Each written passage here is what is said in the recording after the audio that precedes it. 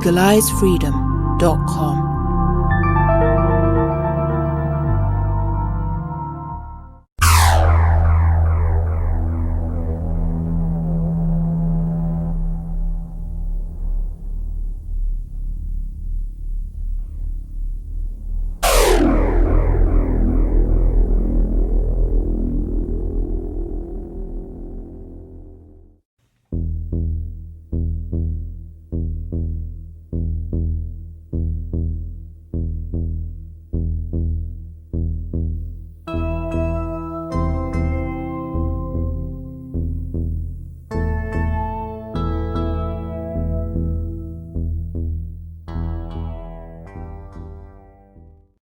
Good evening.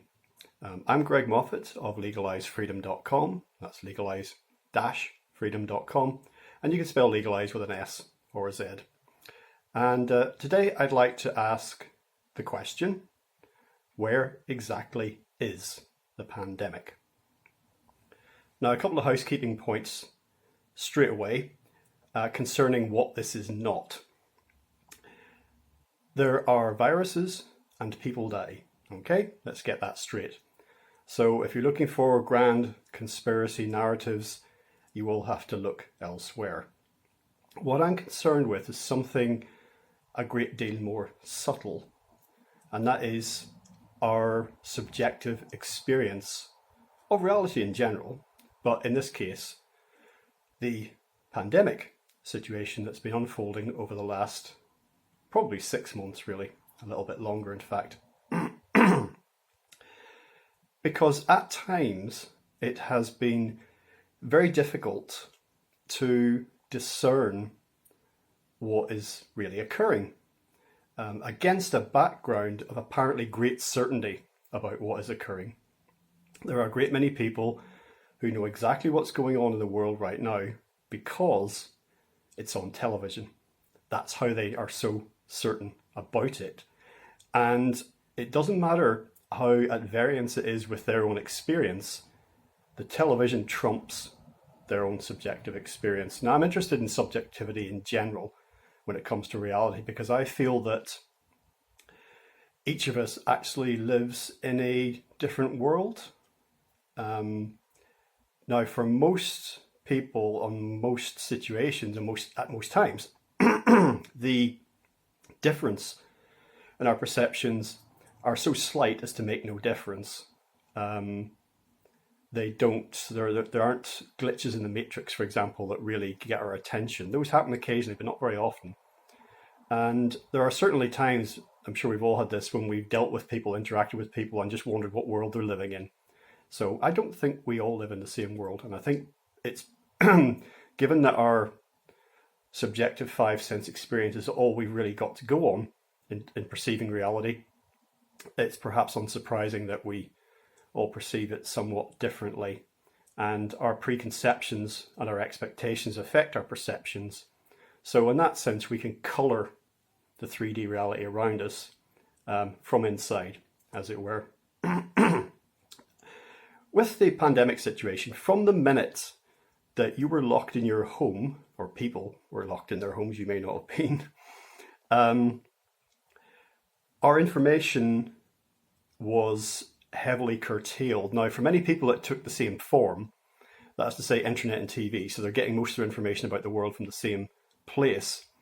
But their overall sensory input was greatly reduced. And certainly locally, you were deprived of information. So the focus became absolutely about the media beamed into your comfortable prison from outside, and that's all you had to go on. You certainly couldn't travel anywhere, which is normally how people find out things from first-hand experience. Some people did flout the travel restrictions, but you couldn't even go to the next town. So if somebody said, oh, the situation's particularly bad in Leicester, well, I don't know, because I'm speaking to you here at the end of July 2020, and things have begun to ease in these terms. But what I'm really talking about here is the experience of the last few months. which is still ongoing, is changing, but just how things have been for the last few months. So you couldn't even go to the next town. For many people, even if they did go out, you're interacting with very few people. Yes, you can keep in touch with your friends and family online or the telephone. That's all fine and dandy, but all those other interactions and all those other ways of gleaning little bits of information from others were just cut off. Certainly, walking down the street in most parts of the world was like being in one of those post-apocalyptic sci-fi films, or like the movie 28 Days Later. The only difference being that instead of the zombies running towards you, the zombies were desperately trying to get out of your way. So even the sort of anecdotal, oh, have you heard this? And I saw this, and this person said that was drastically cut down as well. And you certainly couldn't go to a hospital, for example, which is the epicenter, after all, of a pandemic, where the stricken were being treated.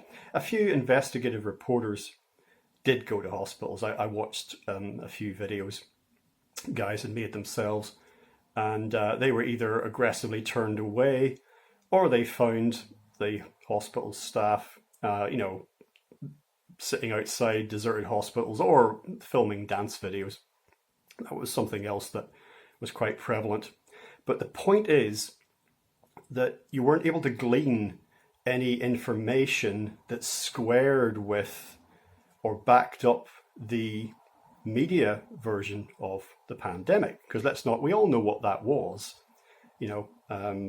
Mass deaths, Nightingale hospitals being erected, emergency facilities in arenas and things like that, possibly mass graves, mass cremations, all of this predicted, doesn't seem to have come to pass, but still the hyper panic mode that the media were in, and the level of hysteria in the media presentation was not backed up, even when you went to, for those who did go to hospitals. But again, for most of us, that option was off the table. So the bottom line in all of that is your subjective first-hand experience of the pandemic situation is at complete variance, almost complete variance with that presented in the media. So you have this tremendous cognitive dissonance occurring for many people as they try to square these two things. Because a lot of people experience cognitive dissonance because they have their information sources about reality, about just the way the world is, their lives, their place in the world, everything that they base their lives on comes from certain places.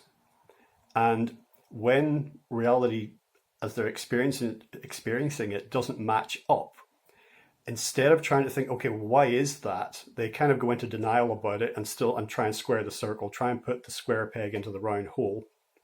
And that can get quite distressing after a while. And at best, it will lead people to just push something aside, basically ignore it and say, it's not happening. Television says that this is happening. It doesn't matter what my experience is. This must be the case. And it occurred to me a few months ago, and this has continued to be the case. I can't remember the last time I saw a sick person. And by that I mean, well, actually I can. I'll tell you about that in a second. But someone, visibly ill. And I'm not talking about, they need to go to hospital, but just somebody coughing and wheezing and red in the face and blowing their nose. And you might be thinking, well, if someone was having symptoms like that, they'd either be self-isolating, to use the jargon, or they'd be in hospital on a ventilator or whatever. But still, that being the case, it still was a curious artifact of this situation. And I thought to myself, am I noticing that I'm not seeing sick people because of the situation that we're all living through? Or have the sick people that would normally be walking down the street, coughing their guts up, have they just decided to stay at home? So just more fodder for thought, really.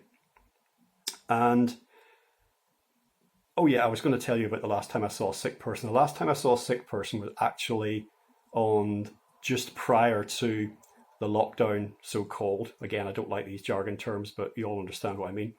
That occurred in the UK, in or around March 23rd, and it was the last public transport trip that I took on March 17th, St. Patrick's Day as it happens.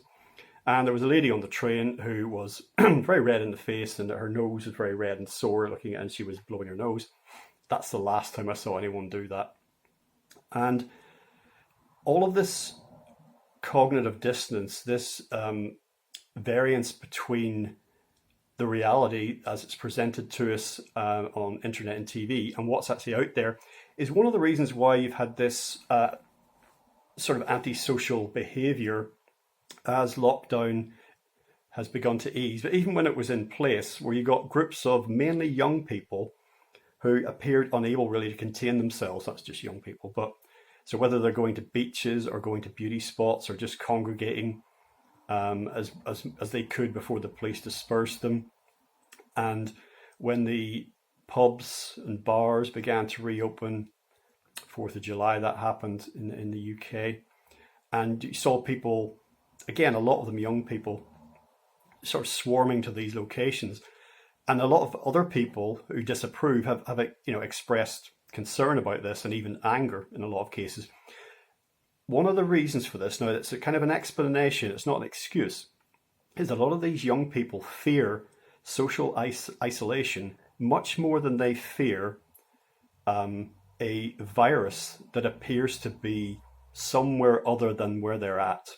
Many of them don't know anyone who's been affected by it, and I think that's the case for most people. And that's not a reason to say that it doesn't exist, but it further contributes to the cognitive dissonance. It further contributes to what I see on this rectangular shape, this rectangular window in the world in the corner of my room, the television, does not match in any way what I see through the other rectangular screen in my room, the window. What's out there, the two don't square up. So much as 9/11 was a multimedia event, a television event, so too the coronavirus crisis of 2020 is shaping up to be primarily a media event. And that doesn't in any way take away from the experience of anyone who's had the virus, suffered from the virus, died from the virus, knows anyone who has. That's not the point of what I'm looking at here. It's about our perception of reality. So if you look at the current crisis, the energetic totality of that whole thing is mostly on the television and in your mind. In your mind. The virus is in here. Individually and in the collective unconscious. That's where it exists.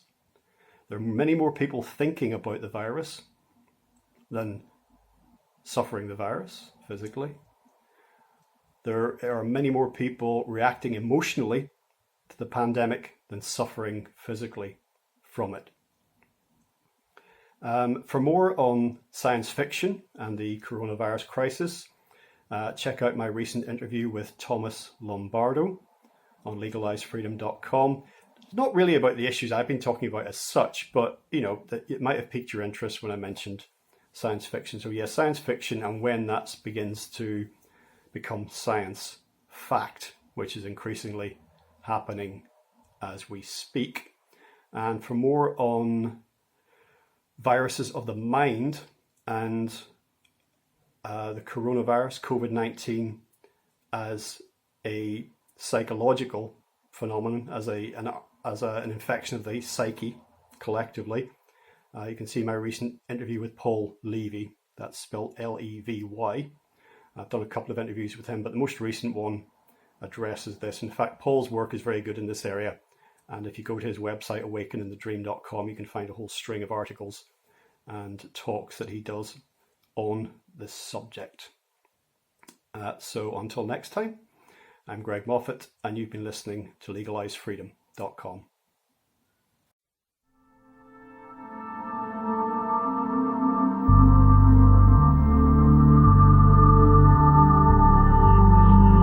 legalizefreedom.com.